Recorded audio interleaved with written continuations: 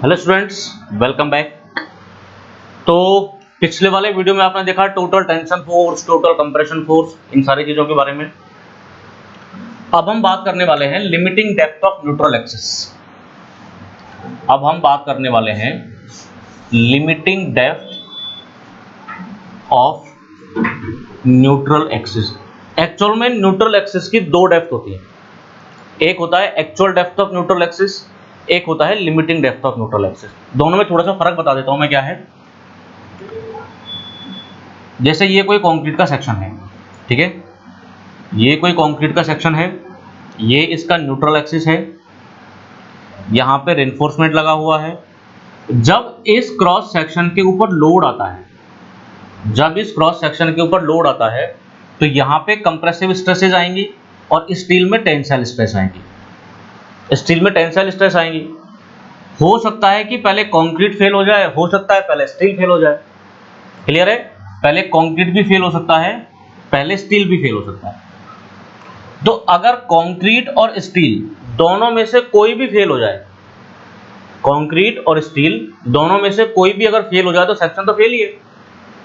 दोनों में से कोई भी फेल हो जाए तो सेक्शन फेल ही है।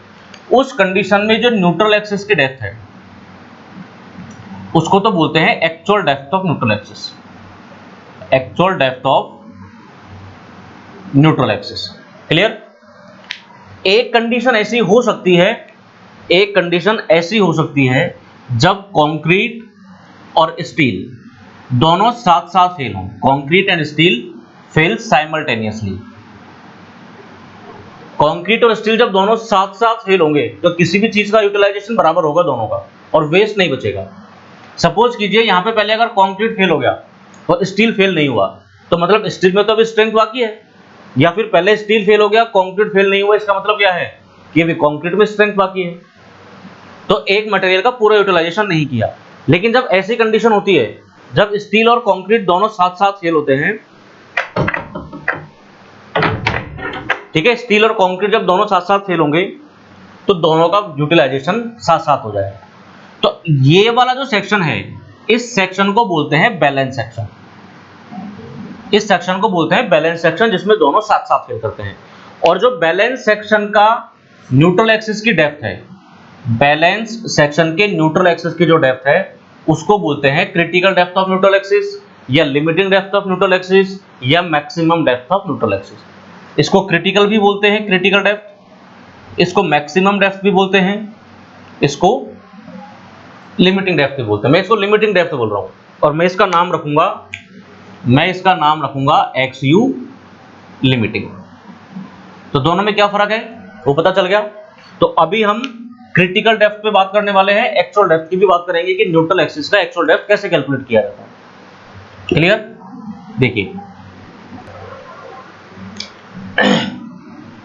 एक डायग्राम लेके चलते हैं। क्रॉस सेक्शन, ये कंक्रीट का क्रॉस सेक्शन है, ये इसका न्यूट्रल एक्सिस है, यहाँ पे रेनफोर्समेंट लगा हुआ है, ये डेप्थ, ये डायमेंशन हो जाएगा B विड्थ, ये डायमेंशन यहाँ से लेके टेंशन रेनफोर्समेंट के CG तक हो जाएगा D। क्लियर? अगर हम स्ट्रेन डायग्राम बनाएं इसका, अगर हम स्ट्रेन डायग्राम बनाएं तो इस तरह से बनेगा। मैं जब लिमिटिंग डेप्थ की बात कर रहा हूं तो ये सेक्शन कैसा होगा? ये सेक्शन कौन सा लिया है मैंने? ये सेक्शन लिया है मैंने बैलेंस सेक्शन। और बैलेंस सेक्शन के न्यूट्रल एक्सिस की डेप्थ को मैंने क्या कहा? XU लिमिटिंग का। क्लियर है यहां तक? ये स्ट्रेन डायग्राम है, यहां पे स्ट्रेन कितना हुआ करता है? 0.0035 एक्सट्रीम कंप्रेशन फाइबर पर। यहां पे स्ट्रेन कितना है? जितना इस स्टील में स्ट्रेन आएगा, मतलब स्ट्रेन इन स्टील। क्लियर? ये डिस्टेंस XU लिमिटिंग, तो ये वाला डिस्टेंस कितना बचा?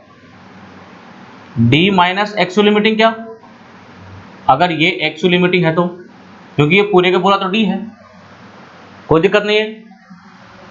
अब देखिए, ये जो सिग्मा ST है, हमारा लास्ट का जो अजम्पशन था उसमें सिग्मा ST का वैल्यू कितना होना चाहिए? मतलब जो टेंशन रेनफोर्समेंट है, उस टेंशन रेनफोर्समेंट में कितना स्ट्रेन होना चाहिए? 0.87 FI/ES प्लस 0.002। प्लस 0.002 इतना स्ट्रेन होना चाहिए। अगर मैं टेंशन रेनफोर्समेंट के इसको मैं इक्वेशन नंबर 1 दे देता हूं एज दिस, क्योंकि ये हमने अजम्पशन पढ़ चुके हैं। अगर मैं एक तो ये सिमिलर ट्राइंगल है, एक ये सिमिलर ट्राइंगल है, दोनों सिमिलर ट्राइंगल की प्रॉपर्टी से टेंशन रेनफोर्समेंट के सीजी पे अगर स्ट्रेन निकालना चाहूं तो उसका वैल्यू कितना आएगा? फ्रॉम द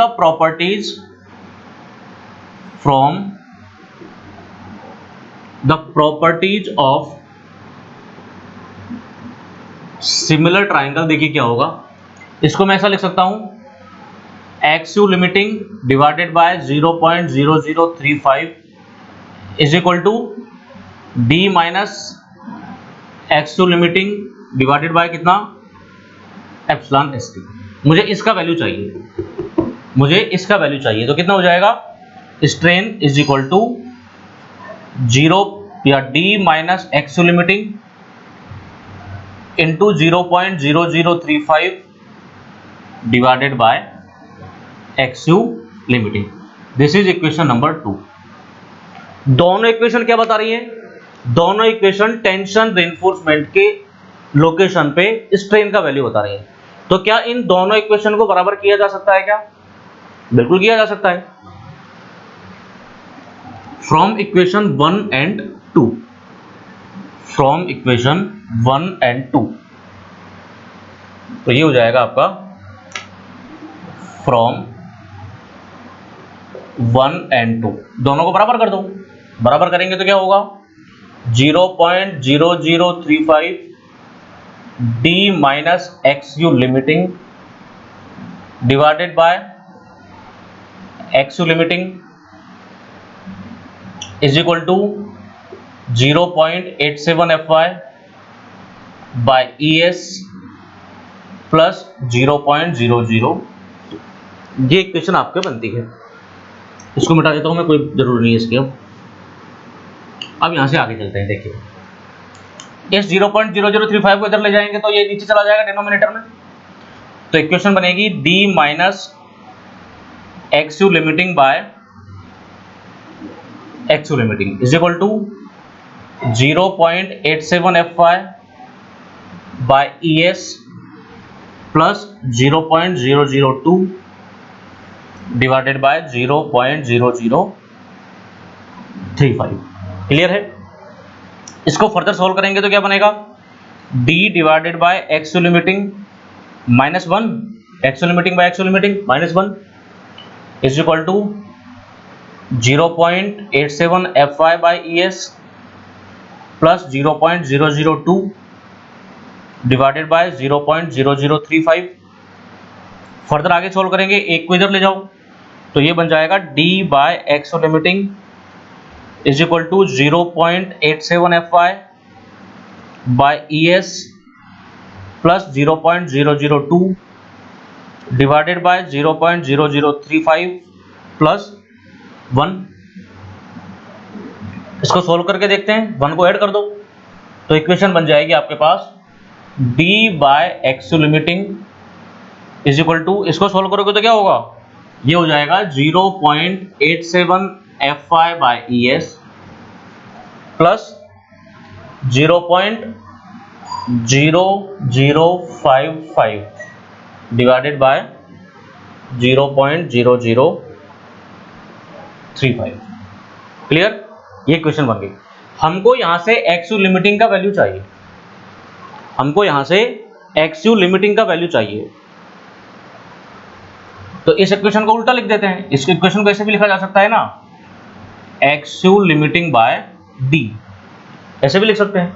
ऐसे लिखोगे तो क्या बन जाएगा, 0.0035 divided by 0.87 FY by ES plus 0.0055। अब आपको यह पता है कि जो मॉड्यूलस ऑफ इलास्टिसिटी है ES का वैल्यू, ES का वैल्यू कितना होता है, 2 × 10⁵।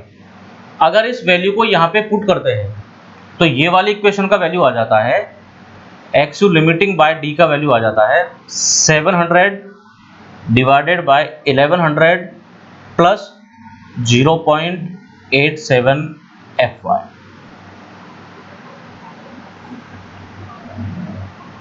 इसको इस फॉर्म में भी याद रखना, इसको इस वाली फॉर्म में भी याद रखना। क्लियर? तो ये वैल्यू किस पे डिपेंड करेगी? एक्स लिमिटिंग बाय डी का वैल्यू सिर्फ और सिर्फ FY पे, सिर्फ और सिर्फ स्टील की ग्रेड पे। स्टील का ग्रेड क्या है उस पर डिपेंड करेगा कि एक्स लिमिटिंग बाय डी का रेशियो कितना होगा। अगर हम यहाँ पे FE की जगह पे या FY की जगह पे 250 रखेंगे तो अलग आंसर आएगा, 415 रखेंगे तो अलग आंसर आएगा, FE 500 रखेंगे तो अलग आंसर आएगा। इसकी IS कोड टेबल देता है, वो टेबल आपको याद रखनी है। ये डेरिवेशन बहुत ज्यादा इंपॉर्टेंट नहीं है, हाँ मेंस में पूछी जा सकती है।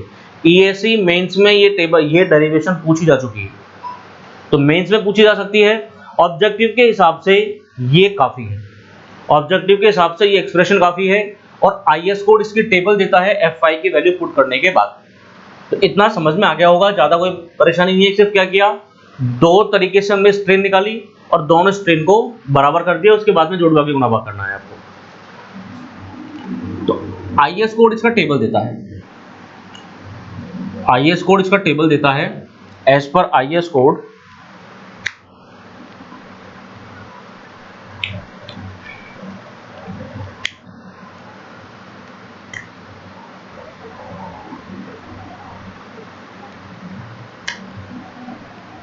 एज पर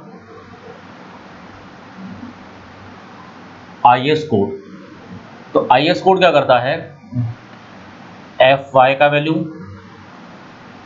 और एक्स लिमिटिंग बाय डी का वैल्यू, ये दोनों वैल्यू देता है।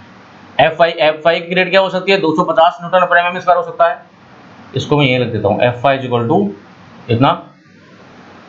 415 ग्रेड का स्टील भी काम लेते हैं हम, और 500 ग्रेड का स्टील भी काम में लेते हैं। यहाँ पे वैल्यू पुट करते हैं अगर FY की, तो ये वैल्यू आती है 250 के लिए वैल्यू आता है लगभग 0.53, इसके लिए वैल्यू आता है लगभग 0.48, और 500 के लिए वैल्यू आता है 0.46। तो XU लिमिटिंग बाय D का रेशो है। जैसे मान लीजिए FE 415 ग्रेड है, तो XU लिमिटिंग बाय D का रेशो है 0.48, तो XU लिमिटिंग निकाल सकते हैं यहाँ से, XU limiting is equal to 0.48 into D। Clear है? तो यहां से XU लिमिटिंग का वैल्यू भी निकाल सकते हैं, कोई प्रॉब्लम ही नहीं है इसमें। तो आपको XU लिमिटिंग का या limiting depth of neutral axis का वैल्यू मिल जाएगा। FE 250 के लिए कितना, 0.53 D, FE 415 के लिए कितना, 0.48 D, और FE 500 के लिए 0.46 D। क्लियर है? कोई प्रॉब्लम नहीं होनी चाहिए यहां तक। तो इस टेबल को आपको याद रखना है, ये वैल्यू बहुत बार पूछी जा चुकी है ऑब्जेक्टिव में, SSC एग्जाम में काफी बार, ये स्टेट जेईई के एग्जाम में, AEN के एग्जाम में काफी बार ये वैल्यूज पूछी जाती हैं और पूछी जा चुकी है। ये भी याद रखना इस वाले फॉर्म में भी और इस वाले फॉर्म में भी याद रखना। क्लियर? ये तो बात हुई limiting depth of neutral axis की, ये बात हुई limiting depth of neutral axis की। अब बात करते हैं actual depth of neutral axis की। अब बात करते हैं actual depth of neutral axis, क्योंकि एक्चुअल डेप्थ में या तो कंक्रीट पहले फेल करेगा या स्टील पहले फेल करेगा।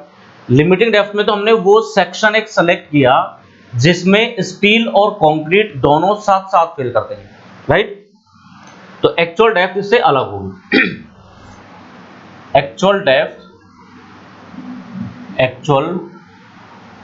डेप्थ ऑफ न्यूट्रल एक्सिस, ठीक है? तो एक्चुअल डेप्थ में क्या होगा, कोई भी चीज पहले फेल करेगी, या तो स्टील या तो कंक्रीट। तो ये न्यूट्रल एक्सिस तक की जो डेप्थ है वो एक्चुअल डेप्थ है न्यूट्रल एक्सिस की।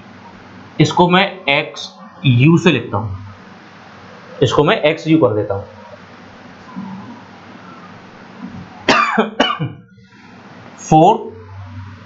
4XU को फाइंड आउट करने के लिए हम टोटल टेंशन को टोटल कंप्रेशन के बराबर करते हैं। ये हमारे पास एक तरीका है, सिर्फ total compression is equal to total tension. इसको यूज करके हम XU का वैल्यू कैलकुलेट करते हैं। क्लियर है?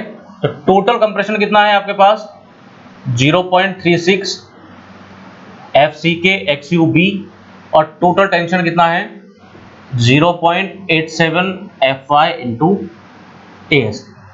इस इक्वेशन से आपको XU का वैल्यू निकालना है, इस इक्वेशन से आपको XU का वैल्यू कैलकुलेट करना है। तो XU वुड भी क्या हो जाएगा 0.87 FY AST divided by 0.36 FCK B, 0.36 FCK B। Clear है? अब तुम्हारे पास दोनों चीजें आ गई, क्रिटिकल सेक्शन का भी आ गया न्यूट्रल एक्सिस और एक्चुअल सेक्शन का भी न्यूट्रल एक्सिस आ गया। हमको इन दोनों को कंपेयर करना होता है, हमको इन दोनों को कंपेयर करना होता है, जिससे आपको अलग अलग तरीके के सेक्शन के बारे में पता चलता है, जिससे आपको अलग अलग सेक्शन के बारे में पता चलता है। अगर मान लीजिए XU का वैल्यू XU लिमिटिंग से छोटा है, अगर XU का वैल्यू XU लिमिटिंग से छोटा है, उसको बोलते हैं हम under reinforced section, under reinforced section. अगर XU का वैल्यू XU लिमिटिंग के बराबर है तो उसको बोलते हैं बैलेंस सेक्शन, उसको बोलते हैं बैलेंस सेक्शन। और अगर XU एक्सीड करता है XU लिमिटिंग को तो उसको बोलते हैं हम ओवर रेनफोर्स्ड सेक्शन। अब देखिए इसमें नाम से कुछ पता चल रहा है क्या तुमको, बाकी हम नेक्स्ट वीडियो में इनके बारे में डिस्कस करेंगे। XU is equal less than XU limiting under reinforced, under का मतलब होता है कम, अंडर रेनफोर्स का मतलब कम। तो अगर रेनफोर्स कम है तो पहले फेल क्या करेगा, अगर रेनफोर्स कम है तो पहले फेल क्या करेगा, पहले रेनफोर्समेंट फेल करेगा, मतलब पहले स्टील फेल करेगा। इसमें क्या होता है स्टील पहले फेल करता है, steel fails first. Clear? Balance section की बात करें अगर, तो बैलेंस सेक्शन में दोनों साथ साथ फेल करेंगे, बैलेंस सेक्शन में दोनों साथ साथ फेल करेंगे। Steel and concrete, steel and concrete fails simultaneously, दोनों साथ साथ फेल करेंगे। ओवर रेनफोर्स का मतलब रेनफोर्समेंट ज्यादा है, तो रेनफोर्समेंट ज्यादा है तो फेल क्या करेगा, कंक्रीट फेल करेगा। यहां पे कंक्रीट फेल्स फर्स्ट। ये तीन कंडीशन होती है और इन तीनों कंडीशन के डिजाइन क्राइटेरिया अलग है कि आपको बैलेंस सेक्शन किस तरह से डिजाइन करना है या एनालाइज करना है, अंडर रेनफोर्स सेक्शन किस तरह से डिजाइन करना है या एनालाइज करना है, और ओवर रेनफोर्स सेक्शन किस तरह से डिजाइन करना है।